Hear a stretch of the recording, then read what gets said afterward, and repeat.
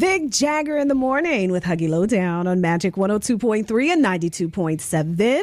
Well, the prosecution ended its nearly 5-hour closing with a strong call to convict Diddy in his federal sex trafficking trial. And joining us now is Jasmine Simpkins, multimedia journalist, pop culture expert, and featured voice in Peacock's Diddy, The Making of a Bad Boy. Good morning. Good morning. Good morning. How are you guys doing? We're good. You know, it's been a dramatic week, and over the last few weeks, it's been pretty dramatic in court. Jasmine, what is your take on how this is all unfolding? You know, I've heard so many different legal pundits and experts saying, the prosecution didn't really prove that this was RICO. The other day, I was like, they proved it's FRICO. There were a lot of freak-offs. Right. We've seen this tape of him in the domestic violence. We've proved that he's a bad guy. And I really do think that the prosecution has showed that they've showed that there are aspects of Diddy's life that we didn't know about. There's things about his personality that obviously have been amplified in this trial that are not the greatest, and that he obviously has a dark side and he was living a double life, right? Mm-hmm. But obviously there is this huge question mark in the air.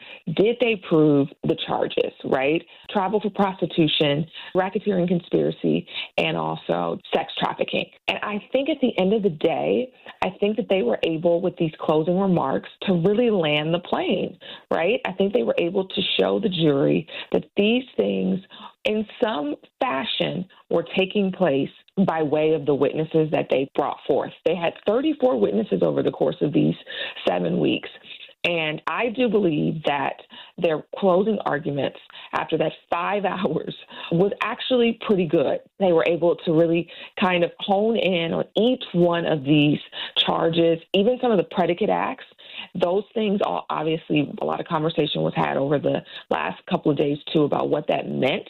Some people were like, the charges were dropped. I heard a lot of people talking about that online, and some of that popped up around the social media headlines that we saw. But the reality is that none of the charges were dropped. It was just that the predicate acts under the racketeering conspiracy have been modified so that the jury understands when they get instructions from the judge really what they need to be paying attention to, because this is very nuanced stuff, right? And I think that, unfortunately, there's no black and white when it comes to some of these charges, and that it's going to be very interesting to see how the jury goes and when they go in to deliberate and what ultimately will happen. But I think today, when the defense steps up to do their closing arguments, it's really going to be interesting to see how they return. It's their side if this is a tennis match.